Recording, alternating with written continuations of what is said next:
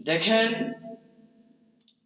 আমরা নামাজ পড়তেছি, আমরা মসজিদে এসে এশরাকের নামাজ, চাশতের নামাজ আমরা ইবাদত করতেছি, মানে কোনো কিছুর মধ্যেই আমরা মজা পাচ্ছি না। কোনো কিছুর মধ্যে আমরা কি মজা পাচ্ছি না। কেন?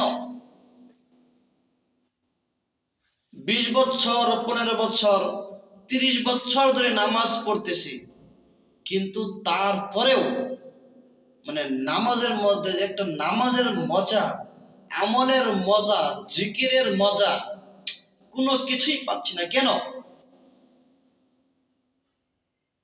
তারপরেও আমাদের সুদ খাওয়া, ঘুষ খাওয়া, কর্কট বাসা, দাড়ি সাদা হয়ে গেছে, তারপরে মানুষের সঙ্গে কর্কট ভাষায় কথা বলা, তারপরেও মানুষের প্রতি ভালোবাসা, মানুষকে মহব্বত করা, নামাজ পড়ার পরেও, এত ইবাদত করার পরেও, হজ করার পরেও, উমরা করার পরেও আমাদের ভিতরে কোনো কিছুই পরিবর্তন হয় নাই।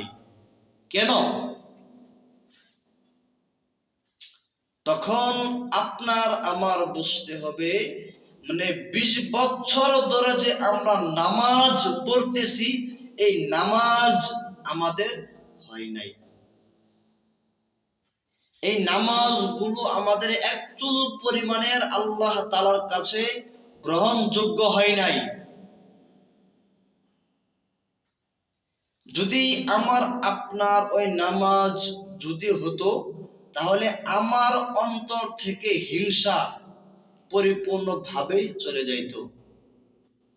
যদি আমি আপনি আমলের মধ্যে পরিপূর্ণভাবে আমলের মজা স্বাদ পাইতাম, তাহলে আমার অন্তরে, আপনার অন্তরে মানুষের প্রতি ভালোবাসা সৃষ্টি হতো। এখন তো হয় না। কেন হয় না? আপনার নামাজ হচ্ছে না। যেইভাবে নামাজ পড়ার কথা আপনি ওইভাবে নামাজ পড়তেছেন না। যেইভাবে আমল করার কথা ওইভাবে আপনি আমল করতেছেন না। যেইভাবে ইবাদত করার কথা আপনি ওইভাবে ইবাদত করতেছেন না। যেইভাবে মসজিদে আসার কথা আপনি ওইভাবে মসজিদে আসেন না। তাহলে আবার আর কি আশা করেন আপনি? তাহলে আপনি আর কি আশা করেন? আপনি বলেন। 30 বছর হয়ে গেল আপনি নামাজ পড়েন, 3 বার হজ করেছেন, 5 বার উমরা করেছেন, সুদ খাওয়া, ঘুষ খাওয়া, হারাম পথে চলা, আপনার কোনো কিছুই পরিবর্তন হয় নাই। তাহলে আপনি এখনো বুঝতে পারেন না যে আপনার নামাজ হচ্ছে না, আপনার হজ হয় নাই, আপনার উমরা হয় নাই? আপনি এখনো বুঝতে পারেন নাই? যদি আপনার নামাজ পরিপূর্ণভাবে কবুল হওয়া শুরু হতো, তখন থেকে, ওই সময় থেকেই আপনার অন্তর থেকে সুদ, ঘুষ, হারাম পথে চলা, মানুষের প্রতি আপনার ভালোবাসা ওই দিন থেকে সৃষ্টি হয়ে যাইত। এখন কেন হয় নাই? আপনার নামাজ হচ্ছে না। যদি আপনি আপনার নামাজ, ইবাদত পরিপূর্ণভাবে আল্লাহর কাছে কবুল করাইতে চান, তাহলে আপনার 2টি শর্ত আপনার মানতেই হবে। না হয় আপনি যত নামাজ পড়েন, যত ইবাদত করেন, একচুল পরিমাণ আপনার কোনো কিছুই পরিবর্তন হবে না। আপনার কি করতে হবে? 1 নাম্বার শর্ত হলো, আপনি যা কিছু করবেন সব কিছুই যেন আল্লাহ তাআলার জন্য হয়। আপনি যা কিছু করবেন, নামাজ পড়বেন, ইবাদত করবেন, হজ করবেন, যাকাত দেবেন, যা কিছু করবেন সব কিছুই যেন আল্লাহ তাআলার জন্য হয়। যদি আল্লাহ তাআলা ছাড়া মানুষকে দেখানোর জন্য হয়, যদি রিয়া হয়, রিয়া মানুষকে দেখানো, ওয়াল্লাহি আল্লাহর কসম করে বলছি, ওই কিছু কাল কিয়ামতের ময়দানে, কবরের মধ্যেও, হাসরের ময়দানেও একচুল পরিমাণের কাজে আসবে না।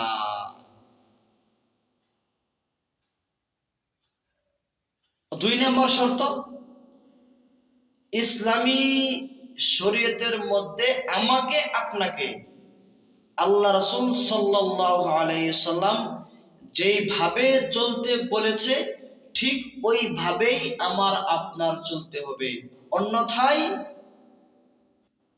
আমার আপনার নামাজ ইবাদত কোনো কিছুই কবুল হবে না। আপনি এটা জানেন, নামাজ যত পড়ব তত সওয়াব।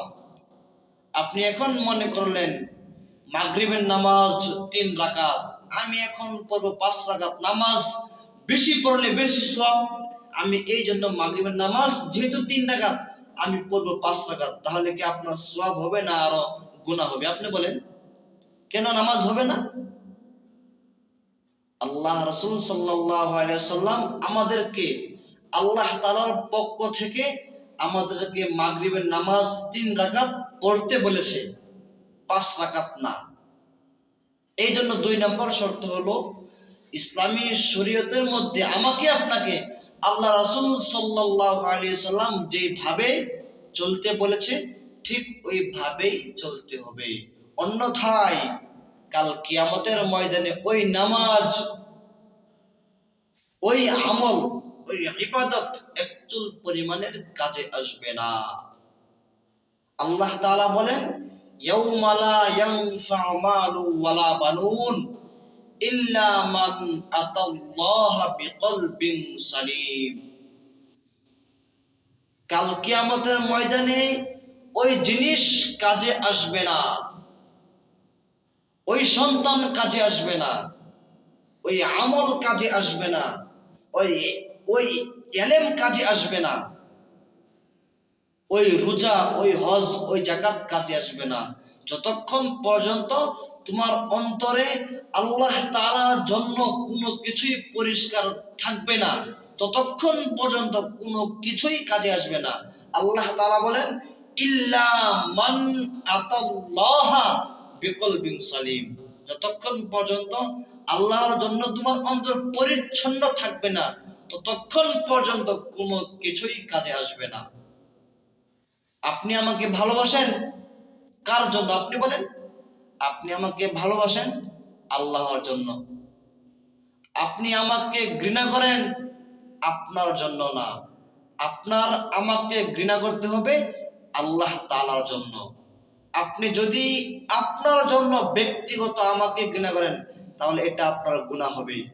আপনি যদি আমাকে ভালোবাসেন আল্লাহর জন্য ভালোবাসবেন, যদি যদি ঘৃণা করেন তাহলেও আল্লাহ তাআলার জন্য আপনার ঘৃণা করতে হবে, অন্যথায় এই ঘৃণাও কাল কিয়ামতের ময়দানে, ওই ভালোবাসাও কাল কিয়ামতের ময়দানে কি কাজে